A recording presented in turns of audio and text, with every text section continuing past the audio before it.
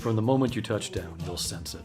South Africa is bursting with life and laughter, sights and sounds, tastes and textures. Join us in a toast to this amazing adventure. The Big Five are magnificent and up-close encounters are electrifying, but the destination offers so much more than safaris. Gorgeous landscapes to zip through or view from above, underwater marvels, spectacular beaches, breathtaking flights, cultural immersions with native music and dancing, and white-knuckle adventures on land, water, and in the air. From bungee jumping to boat racing to surfing the waves and horseback riding in the sand to rappelling the rocks and showering in waterfalls to dune boarding and swimming with sharks, South Africa has it all. Aside from the thrills, this top luxury destination has world-class wines, exquisite accommodations, and delectable cuisine. This is Michael Gelber, CEO IWorld Travel, inviting you to experience another memories beyond destination. IWorld Travel. Expect more. Do more. Well, good morning, good afternoon, wherever you are. Appreciate everybody's attendance. My name is Michael Gelber. I'm the CEO and Chairman of the Board of IWorld Travel. This is our leadership series, our second webinar of South Africa, featuring the Africa markets over the next 3 days. Today will be South Africa, tomorrow will be Tanzania, and Thursday followed up with Kenya. I'm so proud and honored to have as part of our webinar today, David Frost, who is with the South Africa Tourism Services Association, which will give you a little bit of insight into what South Africa has been doing and how prepared they have become in addressing the COVID-19 and tourism into South Africa. And then, of course, our very dear friend and partner, Peter John Mitrovic, who will be providing you some great insights in how to sell South Africa and how to enjoy it to its fullest. With that, let me turn this over now to David Frost. David Frost has been gracious enough to be willing to participate with us for a few minutes here. He comes from the South Africa Tourism Services Association, has been with them for 4 or 5 years, and he's just a maverick. From what I've read and learned about him in the short amount of time with our partnership with Peter John, David Frost really has his fingers on the tip of what's going on, and he's going to be able to share some good information in terms of the travel to South Africa. With that, David Frost, welcome. Thank you, Michael, and I will say good evening from Johannesburg, but good morning to your audience and everybody with you. A privilege to be with you, and thank you, Peter John, for sort of drawing me into this. Always a treat to be able to just converse with people who are selling South Africa. Just guys, I just thought what would be useful. I've got about 10 minutes. It's a sort of like a short, the sort of TED talk type thing. Let's just try and focus in and give you a sense of what we are doing from a South Africa perspective to basically get the engine running.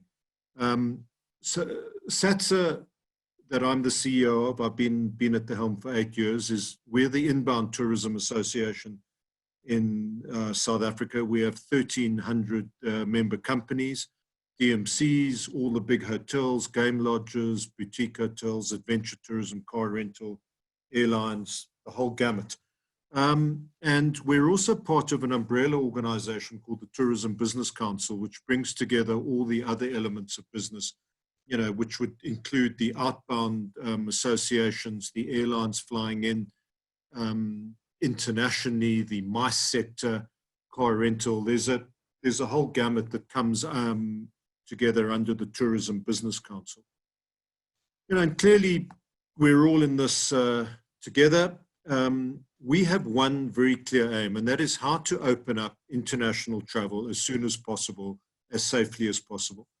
And we have been hard at it in the last couple of months, developing strategies, lobbying hard with our government in order to try and effect this. The first thing that we did, that we really applied ourselves to, was to set up a set of very stringent protocols that span the entire gamut of the tourist's experience. So those have been established, they are in place, they've been signed off by the World Travel and Tourism Council, which is, as most of you will know, is the peak private sector body in body in the world.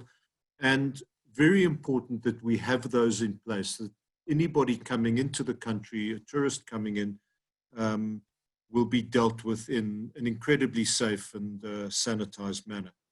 But the other thing that we had to do was to put together a recovery strategy that we can go into bat with and lobby our government on. Now, I'm not going to bore you with all the elements of the strategy. We will make this available through Michael and the team. It's about a 20 PowerPoint slide strategy, but I just wanted, I've just called two up, and I'm not going to go through in any particular detail, but I want to give you a sense that we are sort of hard at work to actually make the reality of opening international travel a reality. There have been reports about the pandemic and the extent of the pandemic in South Africa, but unlike our cousins on the other side of the Indian Ocean, Australia and New Zealand, who have taken the approach to try and keep the pandemic out, we in a sense, and I mean, it's, you know, language is so important here, but I mean, we have embraced this thing. This thing is with us. We cannot keep it out. We cannot pretend it doesn't exist. The essence is to minimize the risk and to have a risk-approached strategy to the pandemic. And through this, our levels have peaked. We are coming well down the peak, and as a result, we have moved as a country from a level 5 risk strategy level down to level 2. All domestic travel has now been opened, so this provides us with a very useful laboratory in which we can have domestic travel through our country. The protocols will be tested, everything will be tweaked and refined as this process goes on. So incredibly useful to sort of know that we've actually got to that level. And the domestic travel that will be happening in South Africa is also useful because, bear in mind, I mean, as all of you will know, when you turn the taps off, the industry grinds to a halt. And this is, by getting domestic travel going, it's going to be enable us to grease the wheels, to get those lodges and product that you send business to opened and operating. So as I said, the approach that we have taken initially was, you know, how do we lobby? How do we convince our health hawks who are worried about lives that opening international travel is something that we can do safely? And initially we were very fixated on data and, you know, infection levels and all of that. But I've just come off, and we learn every day. It's an incredibly fluid situation. Come off an amazing webinar Zoom meeting this afternoon with our top scientists. And one of them just posed a very simple question. And he said, if we opened international travel today, can you tell me why it would increase any risk levels that we don't have with domestic travel? And everybody in the room sort of thought a bit and thought to themselves, well, that's the seminal question. It doesn't. It doesn't actually. The pandemic is here. We are going to bring in risk-adverse people that are pre-screened, who are coming in and who are going to be handled in an incredibly sanitized manner in terms of the protocols. And their trip and their visit and their holiday in our country won't in any way increase our risk.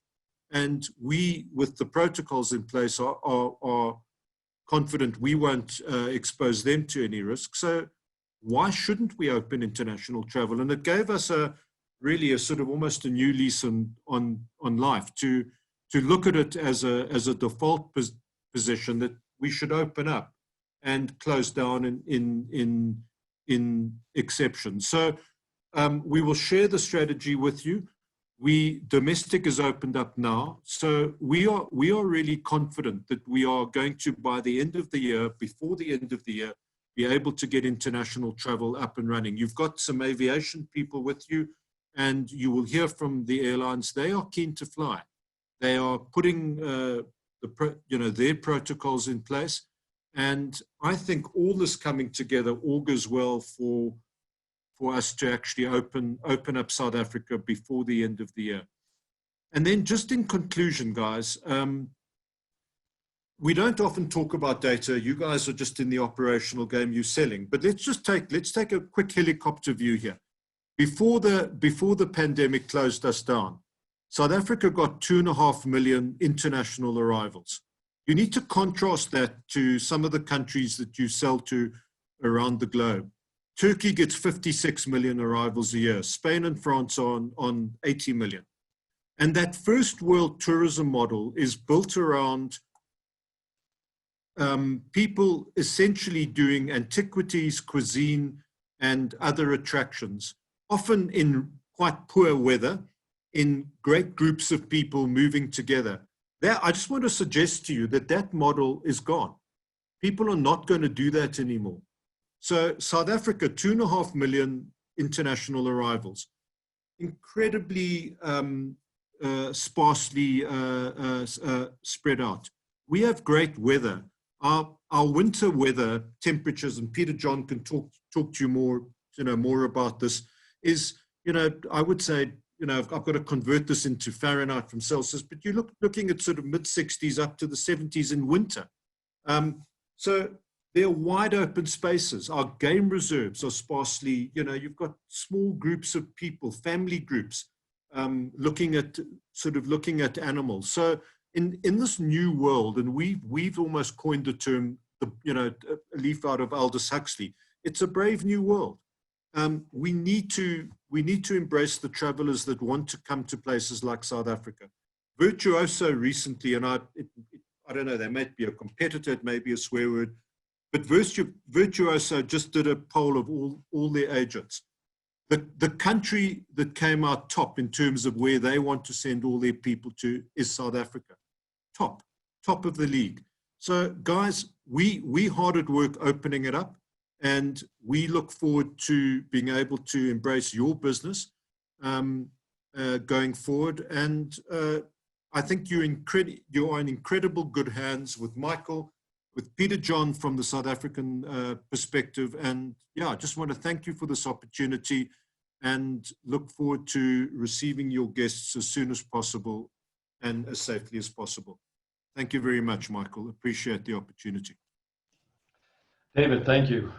Really, listen, simply stated information is always the best information, and you put it in a way that makes a lot of sense. That was interesting to me. Turkey was 54 million, and those other countries in the 80 million, and those are the protocols that are established for that level, where South Africa's 2.5 million, and the greater the protocols for the lesser of numbers makes such great sense. Really, really great analogy and great information for us. Appreciate your time. Let me introduce Peter John Mitrovic, who's again, first and foremost, a very dear friend and our partner with South Africa, who takes care of everything from wheels down to wheels up for us as your guests arrive there. Peter John, we're going to pass on the controls to you, and welcome. Thank you very much, Michael. Appreciate that, David. Thanks so much for your time. And let me just quickly get the show on the road. There we go. Perfect. So I think David Frost started it in the most appropriate way by just saying a warm good evening all the way from down here in Cape Town. And firstly and foremost, thanks for your time this morning, listening to me speak about a country that I dearly, dearly love for the all good part of 46 years that I've been a proud citizen of South Africa, and certainly a great time to just pause as the world gets ready to do the proverbial bolt out of the starting blocks and journey into the greater world out there again. So I'm going to start by just giving you a bit of an overview this morning on the country itself. We've got about 102 slides ahead of us, so don't fear. I'm not going to take a huge bulk of time, but I felt that with the time that we do have available, it's good to just give you a good bird's eye view of what makes South Africa such a generous and wonderful place. So first and foremost, I think David's covered the information with regards to how South Africa is approaching shall we call it, the post-COVID scenario, and welcoming guests back into our country. And we certainly are ready and waiting. It's now just a matter of the borders opening up. To give you a bit of an orientation, if you haven't noticed, but I'm sure quite a lot of you in the audience hopefully have, but from the USA, up until about 2019, early 2019, the best gateways to South Africa was out of the USA from New York into Johannesburg. There was a direct flight. There was also a flight out of Dulles International. It would go into Ghana. From Ghana, go down into Johannesburg as well. And then in December of last year, we were blessed with a new launch flight on United Airlines directly into Cape Town. And we have, during COVID, learned that there is now speculation that we will now also see Delta Airlines flying into Cape Town in the very near future as we open up our borders. So suddenly South Africa, and Cape Town in particular, has become very accessible as we traverse into a new way into South Africa. We are a country of 60 million people. We've got 11 official languages, of which the most spoken language in the country is isiXhosa and English. And then after that follows my mother tongue, which is Afrikaans, and a plethora of other wonderful African languages spoken on home soil. Our journey into South Africa, like I said, we generally start here in Johannesburg. It is not the capital city of South Africa. That is Pretoria, which just sits to the north of Johannesburg. And then for the purposes of today, I'm going to take you all around Johannesburg. We're going to make our way down to Cape Town, and then eventually we will end up in Kruger National Park, and I will also speak to a few other game reserve areas in that area. But without any further delay, let's carry on to Johannesburg. And I brought this slide up quite appropriately because September and October so let me just go one back. October is the jacaranda period in Johannesburg. And the jacaranda trees bloom from September through to October to November. Arriving into Johannesburg, we've got our ground crew from Cullinan Meet and Greet Services. They will welcome you into a quick 25-minute transfer, get you into a multiple amount of great boutique hotels and slightly larger properties in and around the Johannesburg area. But Johannesburg is in itself best known for its gold industry. It is the business hub of South Africa. And what we like to do from an IWorld of travel perspective is that a destination is about learning about the country, its people, and its history that is so vitally important. And in the history of South Africa, the Mandela story certainly does resonate extremely well. So one such journey starts at Lily Leaf's Farm, which I'll just say that slowly, Lily's Leaf Farm. And this is the farm where Nelson Rolihlahla Mandela so many years ago was arrested together with other political prisoners. And then our journey tells the story of Johannesburg, the city of gold, but also takes you through the Mandela trial, through to his house in Houghton. We make our way up Constitution Hill that tells a further story of South Africa, of yesteryear. And then we go from the vibrance of Johannesburg city through Mandela Bridge and into southwestern townships, which in most countries, or people that know the country, is known as Soweto. I don't know why my slides are just deciding to just stick over by themselves, so let me just do that quickly. Soweto allows us to enjoy, my apologies, folks, there's something that's causing my slides to advance and I'm not advancing them. So Shane, I don't know if you want to just help me here for a quick second. I just don't know why it's doing that. Okay, great. So our journey in Johannesburg starts with, just to go back one slide, starts with southwestern townships. We will do a journey through Soweto town. One of the key things that makes Soweto interesting is not only that it was one of the outskirt townships, where in the past history of apartheid in South Africa, people were kept segregated, but it also today lends itself as a very interactive location to do adventure sports and so forth. I'm getting a little bit annoyed by it. Okay. From Soweto, within the town, we'll visit Mandela's house. We also continue onto the Apartheid Museum. And from the Apartheid Museum, a lovely visit to Chezelina, where we have some local entertainment, and then journey into the Apartheid Museum afterwards. Johannesburg is not just about the gold and about the cultural history.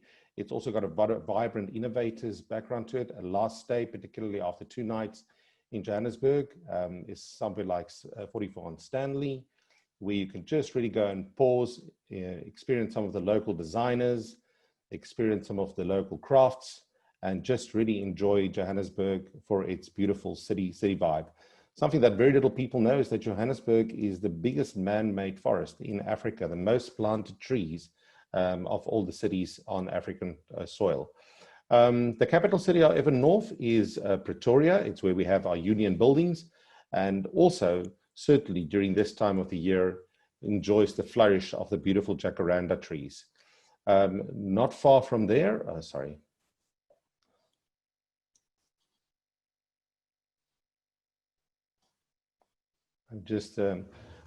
I do apologize. I just want to quickly do a setting here. I see my slides are advancing themselves and I don't know why it's doing that.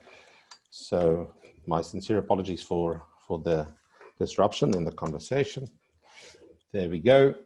Okay, so Johannesburg is also spoiled with some great hotels, as I said, and this is why I would just like to conclude our visit through Johannesburg. Properties such as the Fairlawns Boutique Hotel, the beautiful Michelangelo Hotel, a little bit on the larger side, and then the beautiful vistas of the Four Seasons overlooking Johannesburg as a city.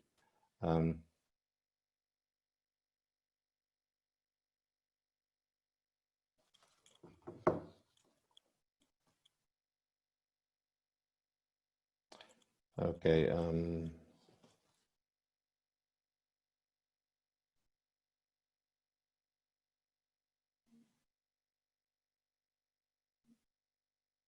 Sorry, I am actually still here. My apologies. Okay, great. So from Johannesburg, we then make our way down to Cape Town. It is a 2-hour flight, and that is serviced on domestic soil by, currently, believe it or not, still by South African Airlines, British Airways, and then we have 2 budget airlines. The one is called Kulula, and the other is called Mango Airlines. Those flights, we generally recommend that you book it as part of your international flights into Cape Town or into Johannesburg. It simplifies your journey.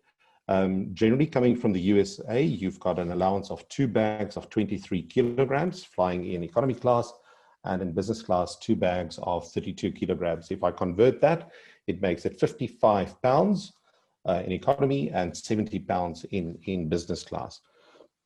Into the beautiful city of Cape Town, and our meet and greet staff are on the ground to welcome you to the city. The one thing that we pride ourselves with in Cape Town is not only just for its natural beauty, but certainly for its vibrant culture, incredible food.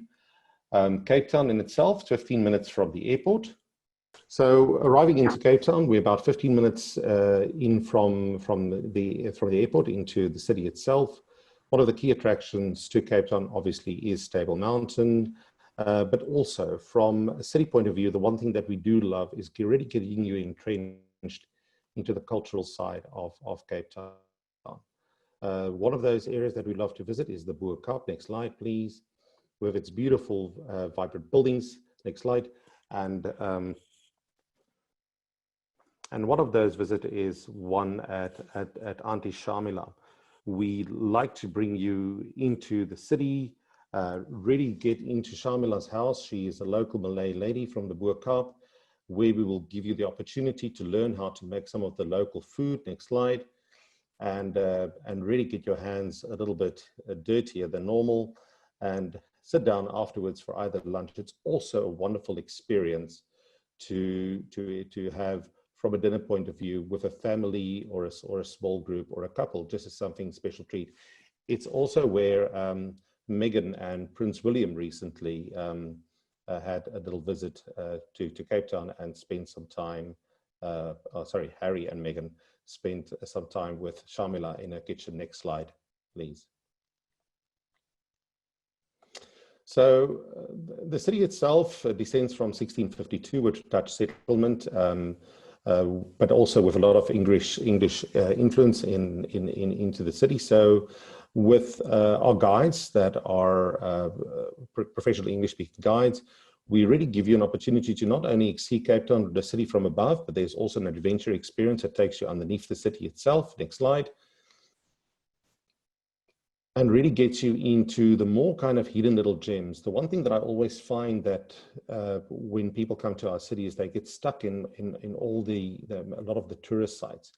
One of the little gems that we've got hidden in Cape Town here is Truth Coffee. It was voted 4 years ago by the New York Times as one of the best coffee shops in the world. And truthfully, as a big coffee lover, it is something certainly to see, but something so very different to Cape Town as a city. Next slide, please. After a city experience, it's always good to come down to the Cape Town waterfront and wind down.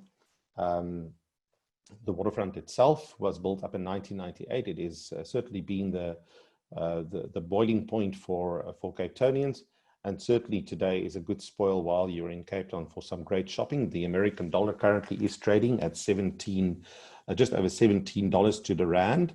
And just to put that into perspective, it makes a McDonald's burger less than a quarter. Well, it's 25 American cents. So yeah, there we go, a quarter. So very affordable. I think a beer in South Africa now is less than $1. So really, really is a worthwhile visit while you're in Cape Town. Next slide, please. So one of the programs or visits while you're in Cape Town is traversing the peninsula of Cape Town. So I would usually be scrolling with my pen on the screen, but if you see the little map to your left, you'll see Cape Town sitting up in the north. And one of the day trips that we love doing is going down the Cape Peninsula. It's all the way from Cape Town on the left of the screen, making your way all the way down to what's recognized there as the Cape Peninsula. Now, what we love doing here is that depending on what it is or who it is, if it's a family or if it's a couple, to really make it an experiential day. So we can either do a bit of a helicopter flight all the way down the peninsula and our driver and guide waiting for you down at the peninsula, or alternatively, we can just make it a scenic drive day. But however you do it, next slide, please. Eventually, we meander. There we go, thanks. We meander. This is the beautiful Oudekraal Beach. Next slide, please. Over Chapman Speak Drive. Okay, next slide.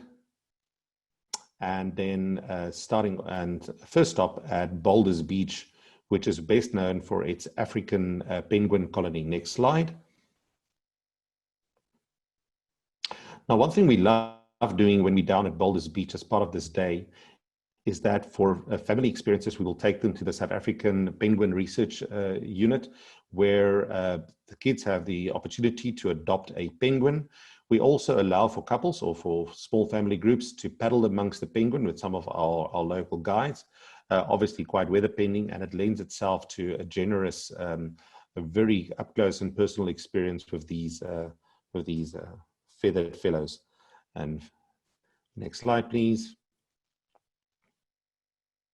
But then it ultimately comes down to getting down to Cape Point. Now, most people would like to believe that Cape Point is where the mighty Atlantic and the Indian Ocean splits. But to the left of Cape Point, we do have the Atlantic, and to the right, we've got False Bay, and it's the water temperature that really makes the difference here. But in Cape Point, it's obviously not just the scenic beauty of it, but it's also the fact that you've got the Chachma baboons, the beautiful floral kingdom that it offers, moving past the baboons for me. And then during your day, just taking a quick pause and stopping for a group photograph. This is actually a recent FAM that we did with Michael and his team from the US, making another great memory here in South Africa. And also certainly for your guests coming to South Africa, a welcome stop to be made. Next slide, please, Shane. Thank you. On the way, making our way slowly but surely back to Cape Town, a wonderful stop at Harbour House, one of our choice restaurants, to just sit down, relax, enjoy a wonderful bottle of South African Sauvignon Blanc, and just a spectacular view over the bay and some great South African seafood. Next slide, please. Next slide. And then as we make our way back for those hot summer days here in South Africa, our summertime starts around spring, is in September for us. The days really heat up around October, mid-November. The mercury climbs up to about 85, 90 degrees Fahrenheit. So nice warm days, sunrise at 5:30 in the morning, sun sets at about 8:15 at night. And one of those lovely stops is here at Muizenberg Beach, if you want to, with these little beach houses. Next slide. But a Cape Point day can either end in either stopping off in Kirstenbosch Botanical Gardens, something that we're quite proud of here in Cape Town, either to stop during summer for a summer concert or during a separate day on your itinerary as an experience to just go and picnic and traverse the beautiful botanical gardens with a private guide. Next slide, please. Next slide. And or alternatively, if you've got more of a delicate palate, why not just go to the Mount Nelson Hotel, which is famous for its afternoon tea experience served daily. Next slide, please. So the city itself is spoiled with some great hotels. Shane, I'm going to ask us just to click through them on the 5-second count. One such hotel is the one and only in Cape Town, great for families and small groups and couples. The Table Bay, more iconic and located right on the Victoria and Alfred waterfront in Cape Town.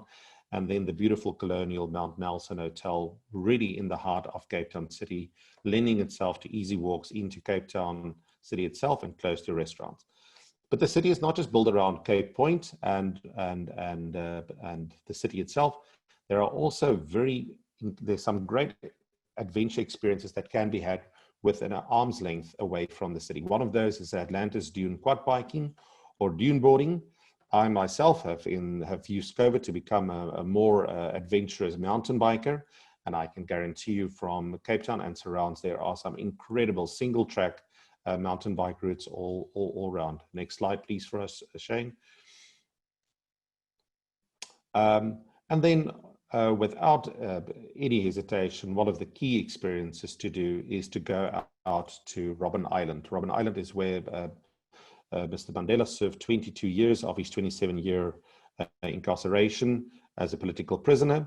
So there is a daily trip on the hour, every hour for 3 hours to the island and back, spending 2.5 hours, 2 hours of that on the island.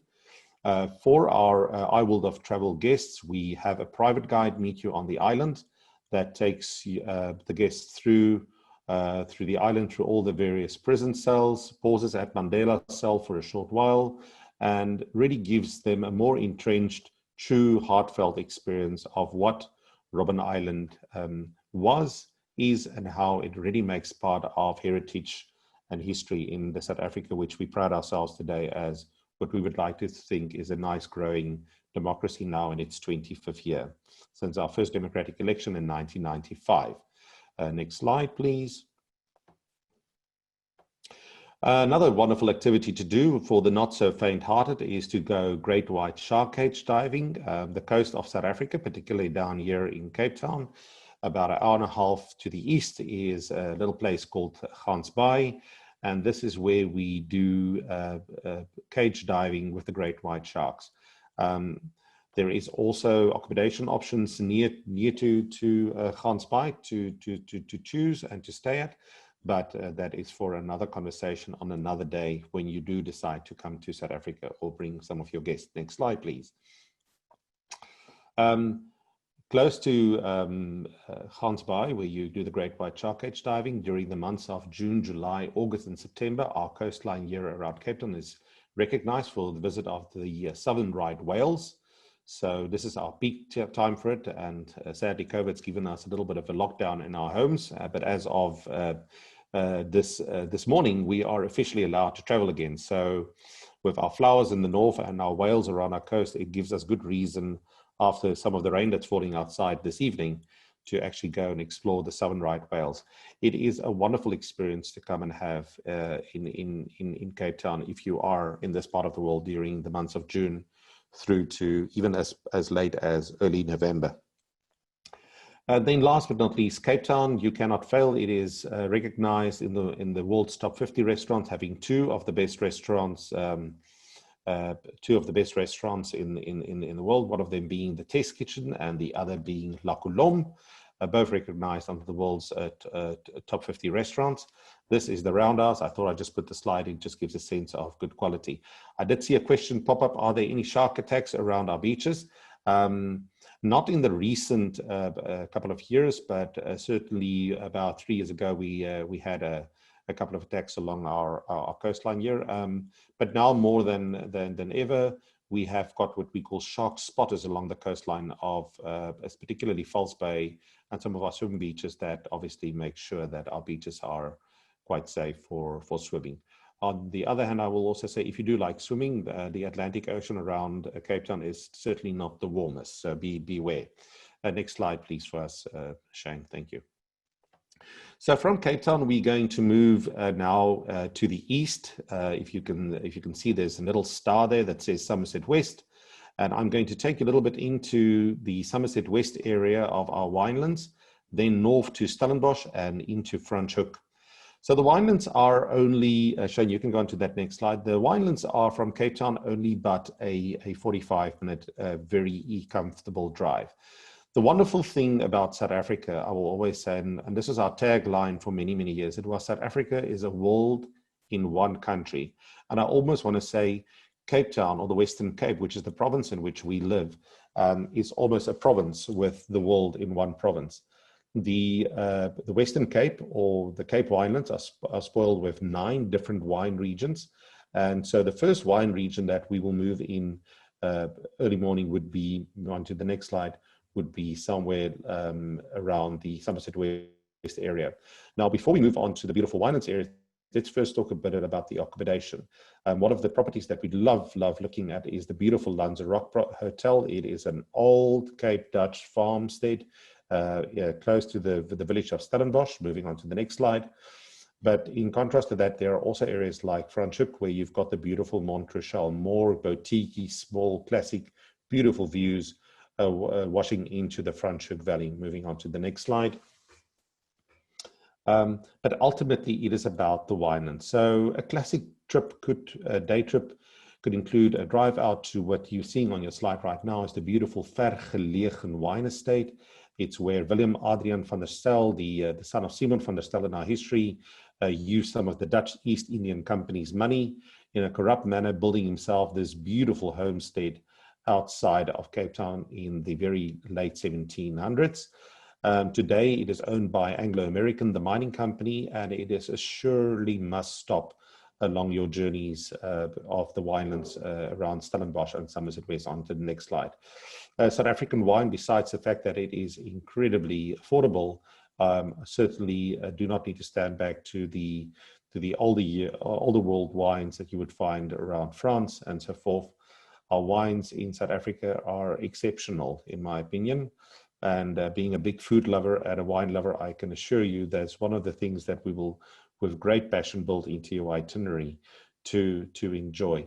And to maybe just put a bit of perspective on that, to buy a decent bottle of red wine from any of these sellers, good Shiraz, Merlot, or Cabernet, could set you back only but $25 on a bottle of wine that would easily, in any decent wine shop in the USA, set you back $120 to $130 for the same bottle of wine. So really, it is worthwhile. So a classic wine experience day in the winelands would be 2 wine tastings at 2 different estates. Moving on for us, Shane. 2 different estates. We always try and put a little bit of fun into a winelands day. Once again, it's about the destination and experience. So for that family or couple that wants to do something a little bit more quirky, we can get an old vintage car with a professional guide to take them around from estate to estate. Moving on to the next slide. and intermittently, next slide please, intermittently stop for a beautiful lunch with a beautiful view, visit a local wine cellar inside, moving on to the next slide. And of recent, particularly the Franschhoek winelands have also acquired this wine tram. And what it does, it gives you the opportunity to stay in Franschhoek village for 2 nights, and you can get onto this tram, and then it stops from one estate to the next without you having to do the fortunate drinking and driving. The driving is done for you. All you need to do is to indulge, or just use a sidecar motorcycle as a bit of fun. So a classic stay, Shana, we can just pause on this slide. A classic stay in Cape Town is usually between 4 to 5 nights. If you only have 4 to 5 nights to spend, I would even recommend spending 3 nights in Cape Town and 2 of those in the winelands, in the winelands of Stellenbosch or Franschhoek. So from Cape Town, the classic stop to do when you are visiting South Africa is to, from Cape Town, take a 2.5-hour scheduled flight all the way up to Kruger National Park, which is indicated with the little red dot to the right of the screen right now. Now, the Kruger National Park, right from the get-go, is a malaria area. It's regarded as a malaria area, although I will make it very clear, the risk of malaria is very, very low.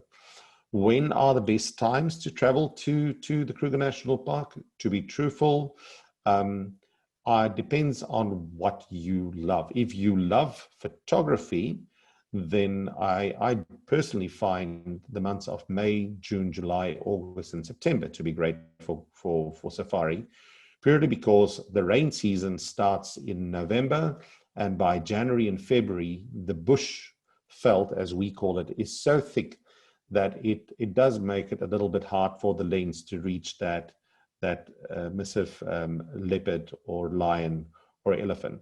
But then again, the greenery brings a certain appeal and beauty to the safari reserves as well.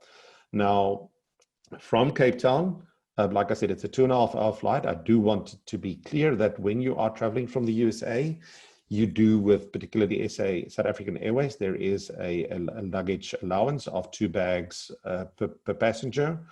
But I would generally recommend that when you're going on safari, that you try and make use of our baggage transfer service that advances the luggage ahead of the guests to Johannesburg, and they only take the required luggage with them into Skukuza on safari.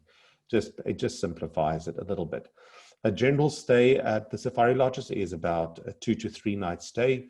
Although if you ask me, I love spending 4 to 5 nights myself. I think it's just a wonderful experience. Moving on to the next slide. So I'm going to take you to 3 different areas. We're going to look at Kruger National Park first, and then we'll look at 2 other areas, which is malaria free. So Kruger National Park, moving on to the next slide. Kruger National Park has got 2 gateways. One is Hoedspruit in the north. Go back 1 slide. There we go. 2 gateways. One is Hoedspruit in the north, and then in the south of the Kruger Park is Skukuza Airport. It is not recognized as an international airport, but it certainly does allow for charter flights, and it allows for scheduled flights into a very quirky, small little airport with a lovely little boutique shops. But it's not about that alone. It is onto the next slide. It's about the spectacular accommodations that come along with it. Now, the one thing that I think that COVID has highlighted for us, and I think David Frost has spoken about earlier, is the fact that South Africa does not suffer of over-tourism, and particularly when you're going to safari lodges. The one thing you will see is that the safari lodges, move on to the next slide for me, the safari lodges are all nice and small, very boutique by appeal. Yes, they all come at different price points, they all come at different locations, but essentially why we travel to go to the safari parks is to see the big 5, to see the animals, the lions, the leopards, the buffaloes, the elephants, and everything that goes along with it. It is the natural beauty and the setting of these lodges, all very different in personality and character, but at the end of the day, they all deliver the same thing, and that is the safari experience.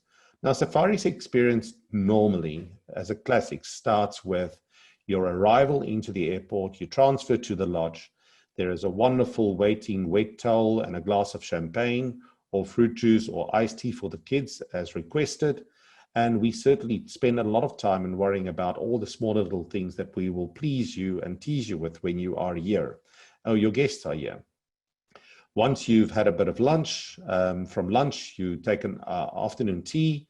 Afternoon tea, you're out on safari and you are as up close and personal with the animals as one could get. Each safari vehicle takes up to 6 passengers. Some of the lodges would take 8 guests on board, but on average, we prefer having only 6 guests on board. Your vehicle's driver is your ranger. The guy sitting in the front is your tracker.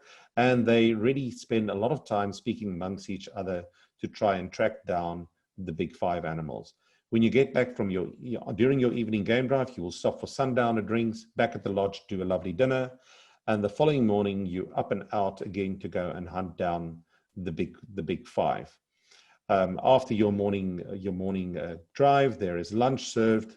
There's time for siesta, taking a bit of a swim, and then the day repeats itself with some more game viewing and so forth.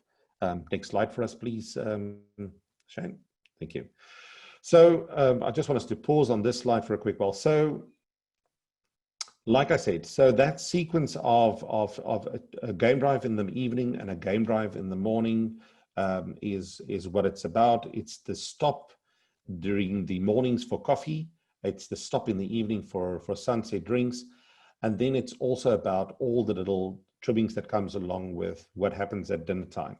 Now, before we go into those little details, I want to take you from Kruger National Park. And instead of flying to Kruger National Park, which you would have noticed now sits to the east, we're now going to fly into Madikwe Game Reserve.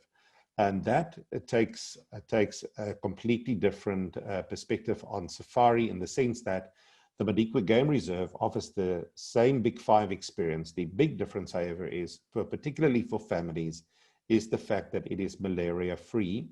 And one advantage that they have in the Madikwe Game Reserve area is that they also have wild dog. So next slide for us, please, Shane. The lodges here again, you will notice immediately, are also once again small in size, boutique. Madikwe Safari Lodge in particular allowing for family groups in the Lelapa Lodge, and then smaller, more private camps. But once again, you will see the appeal is there. The product itself looks beautiful, and the safari vehicles, as your expectation would be from any other safari lodge across the country. And here again, moving on to the next slide, the sequence is very much the same. Arrival in the afternoon, have lunch, out on an afternoon drive, stop for your sunset drinks, but more importantly, experiencing the animals are very up close and personal. Moving on to the next slide. But then back at the lodge, and certainly I think that's the charm of South Africa and Africa in general for me, is that at night when the lights go off, and at most of these lodges, it's more than likely candlelit when you come back to the main camp at night, and the stars open up. It really just lends itself to a very, very romantic, just a very tranquil, special feeling and experience that you can't really easily duplicate anywhere else. Moving on to the next slide. So from Madikwe, we also recognize that you do find the odd customer that's not too susceptible to flying into a safari lodge on smaller aircrafts and chartering. It can certainly have an effect on cost as well. So particularly when you're flying into an area like Johannesburg, it's very simple, for example, from Fairlands Boutique Hotel to reach some of the nicer safari lodges by road. Now, if I say by road, bear in mind that to make it worthwhile, it's about a 3.5 to 4 hour road journey. And bearing in mind that, as I said, in our rain season coming November, December, January, the rain can also make the journey a little bit longer than anticipated. But one of those lodges that we like, or areas that we like going into, is the Marataba Game Reserve. If we move to the next slide. And here again, you will get an immediate sense of how beautiful South Africa is from a natural point of view, but also once again, how the vegetation just really sets the scene. So this particular lodge, Marataba, is in the Marakele Game Reserve. It is absolutely spectacular. It's tented accommodation, but really lends itself to just a wonderful, tranquil, peaceful experience with great animal interaction as well. Moving on to the next slide. And once again, offering a little bit of a different feel, but also here it's also about the animals, but also offering a different level of safari again, where you can actually go out on a little bit of a boat cruise to kind of see animals from a water-based kind of experience point of view. Moving on to the next slide. And then essentially ending off the day with another sundowner drink. And the next slide. Or alternatively, for the not necessarily brave at heart, but to just find something for couples that is really, really spectacular, is doing a sleep out in a treehouse during your 2 or 3 night safari stay, making one of those nights a special sleep out for either a family or for a couple or for a father and son or mother and daughter, whatever lends the occasion. It really is something that really is special to be done. Moving on to the next slide. On to the next slide. Or just back at the lodge during your siesta, just sitting there and enjoying a poolside and a beautiful elephant, or just once again, just the natural beauty of what it is, or going out for a morning game drive or a game walk instead of a game drive, and so forth. So on to the last slide for us. So really, in the time that you've allowed, that is South Africa in a quick nutshell. There is so much more to share about this country with its 60 million people, with its 11 official languages, and certainly we all look forward to welcoming you to the country as soon as the airlines and the borders allow you to bring yourself or your guests to South Africa. And finally, I wanted to say thank you very much for listening to me this evening. If you've got any questions, there's so much to share. I hope I've given you a bit of an insight of how magical South Africa is in the time that you've allowed. Thanks so much, and do apologize for the small little technical break. Well, Peter John, thank you. Listen, I think everybody, a couple of things I want to say. I get excited every time I see your presentation and listen to the way you characterize and narrate the experience that's potentially ahead of us. But I will also tell you that even with the hiccup, we didn't lose any participants, and I appreciate the participants, being understanding that we live in a world of technology where we're dependent upon it, and I think it gives you an insight into what a great human that Peter John is. When anytime you travel, you're always looking for someone that can be able to correct a situation that goes bad and then redirect so you can get back on track. And he did just exactly that. And you can count on Peter John to do that as well with any of your guests that are traveling. If anything comes up that isn't planned for, that he's Johnny on the spot, we'll address it, correct it, and redirect. And so, Peter, thank you so much for just a great presentation every time. Like I said, it just really, really excites me. Thank you, Michael.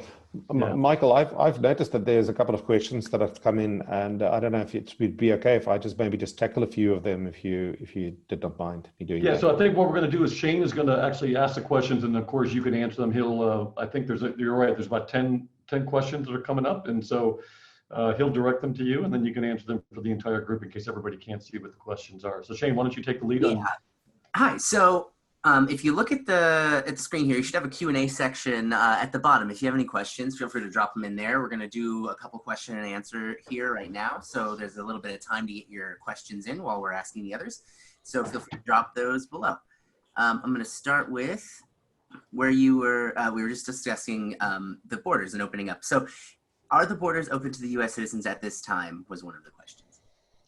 No, the borders to South Africa is not open to US citizens. The borders to some of our neighboring countries is open, but to South Africa, the simple answer is no. We, as I think David Frost alerted earlier, that we are holding our fingers crossed that our borders would open for foreigners from anywhere in the world by mid to the end of October. But let's be grateful and hopeful that that would happen.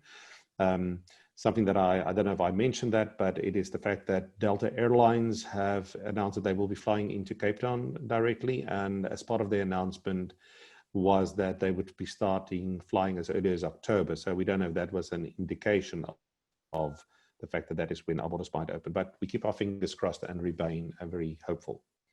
And our IWorld of Travel Advisor newsletter, as soon as we are able to do destination marketing and have more information, we will be keep an eye out for that, and we'll make sure to keep everyone updated if we have more information coming forward about border openings as well. Quick about Cape Town. There was a question, is there an extension to garden route from Cape Town offered? Absolutely, the garden route's a beautiful part. Sorry, we just there's just not enough time to cover all of that. But yes, the garden route is certainly an extension from Cape Town. And the one thing that the garden route allows is a classic 4 or 5 night stay in Cape Town. And then you can make your way slowly but surely from the west to the east to areas like Oudtshoorn with its beautiful ostrich farms, Kango Caves, Nice now with its beautiful Heads Lagoon, and then all the way to the east to Shamwari Game Reserve, which is once again is another beautiful malaria-free game reserve area. So I do invite you to make contact with any of the IWorld of travel advisors who will be able to speak to us and let us give you all that information in an itinerary format. Perfect. So this one is kind of, I know that we've covered a little bit, but they wanted to discuss the properties offered in Cape Town. Can you give like a general range of what is offered as far as for these tours? So Cape Town is segmented, in my opinion, in 2 areas. One is Victoria and Alfred waterfront-based hotels, and the other one is city-based hotels. So in the Victoria and Alfred waterfront, if we tier them up rather, the kind of entry level on the waterfront would be something like the Queen Victoria Hotel in a kind of a 4-star range. The Table Bay, a little bit larger with 327 rooms. Then we boutique it up to the Cape Grace, which is spectacular, just beautiful, elegant old lady on the Victoria and Alfred waterfront. And a little bit more in a kind of a world of being there, done that hotels. There's the one and only Cape Town. And then on the waterfront, the top tier hotel would be the Silo Hotel, which has got a total of 36 bedrooms, but 32 keys, because a few of them are 2-bedroom suites. And then in Cape Town City itself, it starts with something such as the Mount Nelson, the Taj Hotel, the Mount Nelson Hotel, and then there are a few smaller boutique properties that we would recommend you use. There's also a couple of family properties too. But once again, when we're building an itinerary for a customer, we obviously make sure that we profile the right hotel according to the customer at hand. A little bit of something for everyone. Perfect. Absolutely. Keeping it in Cape Town related, when you talk about Cape Town, how is the water situation? It's a very good question. I mean, it's mostly the best relevant time to ask that question. So Cape Town, and for those that are not aware, in 2017, we recognized that there was a potential drought coming towards Cape Town. It went to a point where by March of 2018, our dam levels went down to as low as 17%. We are now at the fringe of our rainy season, and our dams are, as of measurement today, 86% full. And the chances are very promising that come the end of this rain season, most of our dams will be overflowing. So that'll be 100% plus. So water is certainly not a problem anymore as far as the supply, but I do think the one thing that needs to be said, Cape Townians have learned to respect the resource in a way that we make sure that we are mindful that it is a valuable resource. And therefore, irrespective of the fact that we don't have a water problem anymore, we still encourage our guests to use the resource responsibly. Perfect. And another water question in a different way. What is the right season for whales? The whale season starts from mid-June, and it can extend up until the beginning of November. Best time to come and do land-based whale watching, in my opinion, because I grew up in Hermanus, where a lot of the whales are seen, is July, August, September. Perfect. Well, fantastic. That was all of the specifically South African questions we have. So feel free to drop any more in the Q&A area. I'm going to move on to a couple questions that were related directly to IWorld and how we package our tours. Will we be able to see photos like this on your website to share on social media about this great webinar? I can answer that, or unless Michael, you would prefer? Yeah, go ahead. You can answer that because I think we both know the same answer to that. Yeah, so on our website, iworldoftravel.com, you can see it's pretty much like a brochure to kind of give you all of the vivid imagery we can and show you all of the pictures that will be representative of the trips we offer. So yes, our website, iworldoftravel.com, you can use those images to share with clients. We also have our digital brochure, or you can order your physical copy from there as well. And all of these are just tools with full page imagery used to share with your clients and kind of entice and inspire them as well. So yes, feel free to use those. Also our videos at our destination marketing videos at iworldoftravel.com/videos. You can use those on social media, share them with your clients as well. They are branded with iWorld, but they don't have our contact information. So you can use them as a tool to share with your clients and then also have them still keep you and not go directly with us, since we don't work directly with consumers. So yes, anything on our website or our videos, our brochure, you can use and share with your clients. That's excellent. And the only thing I would also add is that, listen, Shane is our creative director, so we have a full-time in-house, and he's very talented and very creative. And our focus, as we mentioned early on, is to create whatever tools that you need. So if you have a suggested itinerary, if you want to put a group together, if you wanted to garner some interest, you could reach out to us. We can create a 1-sheet or a 2-sheet. We can put on images that are specific to the itinerary that you're looking to focus or feature, and provide that to you as a support to booking travel. Listen, we want to do whatever we can to help get the conversation started with your clients so they can start looking at 2021. Even though it seems to be a dark 2020, there is light for 2021, and we want to help you get there. And as a follow-up to that, what is the process to request proposals as described today for an agent or advisor?